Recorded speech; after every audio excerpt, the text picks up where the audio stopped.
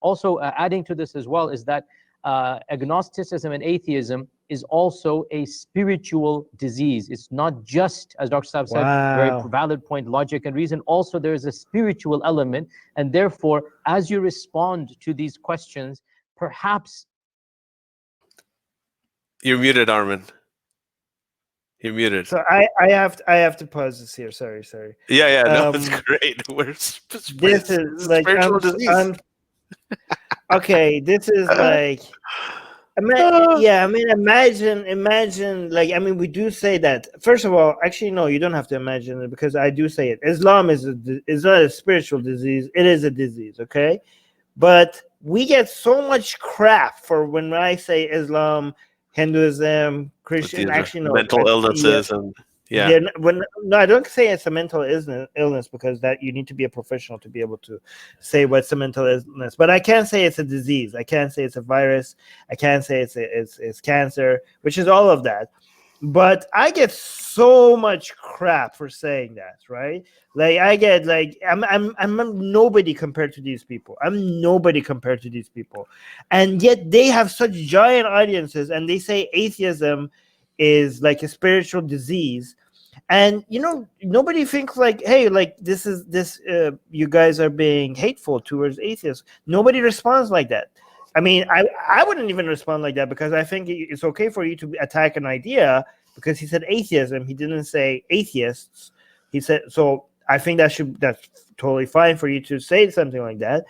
But I just wanted to highlight the double standard here.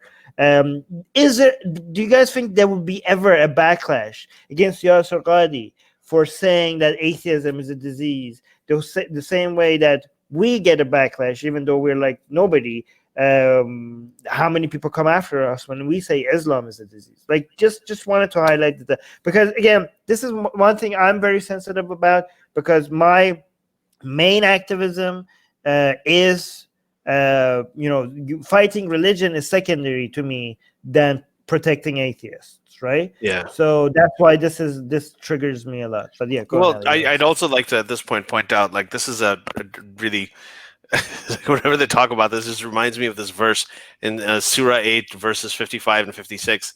It says, quote, "Indeed, the worst of living creatures in the sight of Allah are those who have disbelieved, and they will not ever believe. The worst with the ones with whom you have made a treaty, but then they break their pledge every time. They do not fear Allah." So it actually calls anybody who doesn't believe in Allah the worst of all living creatures. Now imagine if there was a book that said, for instance, quote, "The worst of living creatures in our view are the followers of Allah, those who believe in Islam, the Muslims. They're the ones you make treaties with, but they break those treaties every time because they have no fear of the law."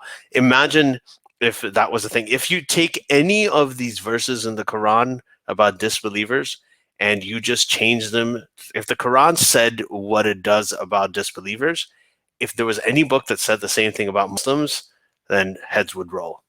And that's exactly what's happening here. I mean, he's talking about spiritual disease, but I'm not offended at it. Yeah, go ahead. Just to be clear to you too, because I did say Islam is a disease and stuff. If we do ever get a strike, I'm talking about the ideas.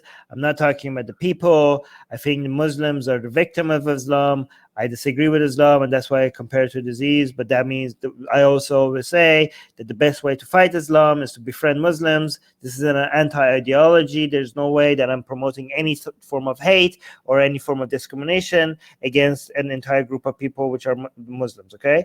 Yeah. I know. I just want to put that on the record if this video ever gets a strike. Yeah. So let's hear what the rest of what he has to say about the. I know we just have a couple of minutes, but it's almost, I think, done. We'll just go with one more point.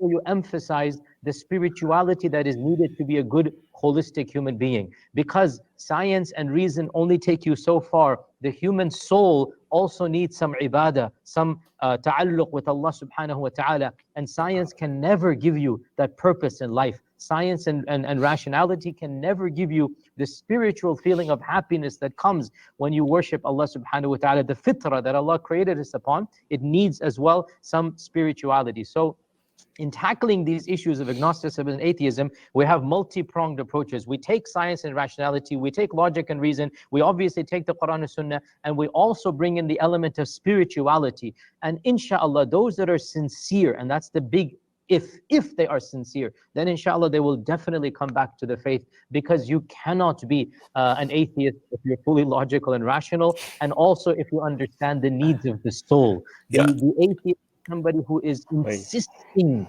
on that which you cannot insist on reason and logic, and the atheist as well is insisting on covering the needs of his or her own soul. Their soul is crying for some meaning, for some life, for some purpose, for some ibadah, and the atheist is insisting, no, I'm not going to answer to what is needed. And that is why the term kufr actually means to cover up, because the atheist has in fact forced the covering on his or her own. Okay, you got to stop this. This guy's obviously a lot dumber than Zakir Naik. Okay, so Yasir Qadhi is completely like this idea of that they need the spirituality. This is exactly the wrong approach, because there are millions of people across Scandinavian countries, across like other sort of progressive countries where religiosity is down, and they tend to have low crime rates. They don't tend to be spiritually deficient. They tend to have like high moral character.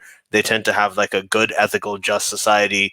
They tend to have all of those things. And we have all seen, they tend to be charitable. We've all seen that this is all very, very, very, very possible and likely in non-religious societies. So this idea that, these people who don't have that, they're never going to be happy, they're never going to be satisfied, all human beings need this, is BS. And everybody knows that. So his approach, as opposed to Zakir Naik at least is making some sense on a logical level. And when you talk about, he's thought about this.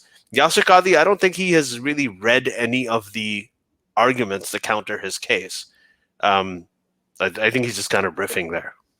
Yasir Qadhi reads a lot. He just reads about Islamic history and stuff like that. I was only like 4 seconds away from finishing this, so you stopped. Like, hold on, let me just go. Like, if you gave 4 more seconds, it would have been done. Means to cover up, because the atheist has in fact forced the covering on his or her own soul, and that's why it's important that we deal with this in a holistic manner. Dr. Saab, mashallah, that was it. That was it. Yeah, I would have loved to hear what Zakir Naik's response to that was, because I think that I don't want to speak for him. He might have completely agreed, but I just think that he didn't mention that. Zakir Naik, when he talked about his prescription, he was talking about engaging more, answering questions, how to bring in science, talking about how science may be one of the ways to the truth, but it's not the entire way, which is not that much different from what Stephen Jay Gould said with the non-overlapping magisteria, the NOMA thing, that science and religion occupy different spheres. A lot of scientists have said that. That does resonate. At least that is an approach that has some coherence. But this idea that, people, when they're spiritually deficient, they're going to be like these headless chickens who are just running around everywhere and they don't know what to do. That is just objectively, anybody who has seen this, they knows that that's not true. I just think it's a failing strategy. This entire thing was like Yasir Qadhi promoting his courses and getting Zakir Naik to tell people why. Like this is very smart, by the way. Like this is because you have Zakir Naik coming and telling. No, it's very smart. It's genius, right? You have on your channel. You brought the world's biggest Islamic preacher to tell you what the crisis is, and now you got confirmation from such a guess of what the crisis is, and then he finishes that conversation by saying, this is how we're gonna respond to it, and by the way, check out my course. Right? So, I mean, it's fantastic. It's amazing. He's setting up an unmet need. He's setting up, it's like the classic sort of branding marketing thing. He's setting up an unmet need, an impending disaster, and then saying, I have the solution for it, I can fix it, I alone can fix it, which was so it's I understand what they're doing. It's just I'm very encouraged by this. I think it's great. I think it's fantastic that they're bringing this up. Like, we've been talking about the rise of atheism and how it's a threat and how there's evidence of it all around. The fact that there are conversations like this happening, and this isn't the only one. I'm actually very curious. I would love to. I haven't seen it yet, but Zakir Naik's "Does God Exist" lecture. That would be great to kind of go through and also dissect that he's done, because I don't think we've done that before. I haven't seen it. Have you seen it, Armin? No, maybe, I don't know. I have to see which one you're referring to. I've watched. Anyway, Zakir Naik is sometimes hard for me to understand because of his accent. I'm not being racist. It's just hard for me to understand. So I don't know. Sometimes I'm listening to it and everybody is like, you have watched it with ex-Muslims and they laugh, and I'm like, I don't understand. Can you give me subtitles? I have to admit something. Video vids, half of the time everyone's laughing. I'm half the time I'm like, I don't know what he's saying. Maybe you got it's because you guys have the same accent. You guys come from the Urdu, the Pakistan, India background. So when Viduvid does his accent, you guys understand him better than I do. So I like half of the jokes go right above my head because I don't understand what's happening. Okay, that's interesting, because I thought that a lot of people find Indian and Pakistani accents funny. I mean, they're objectively they are funny. funnier No, they're objectively funny than say like an Italian funny. accent, right? So, okay, let me admit this. Okay, when Viduvid does his Zakir Naik impression, right? I'm laughing just because how it sounds, not because I understand what he's saying. That's the whole point. I'm just laughing because he just sounds funny, but I have no idea half of the time what he's saying. Okay, I just don't know. You have permission to laugh. It's okay. I know you're right. from a colonialist history and everything, but still, it's all good. Yes, actually, that is true. The Persian Empire did really screw up. Anyways. Okay, so and just we need to go, but I do have to read the last comments. Andrea is saying, it strikes me that they are scoring a home goal by even engaging in this discussion. Wonderful. P.S. Thanks, guys, for the excellent and very important work you're doing. Thank you, Andrea. And also, I must say, this was a very good episode. I know this is like self-congratulatory or anything, but we did amazing, Ali. This was like a very good coverage of this.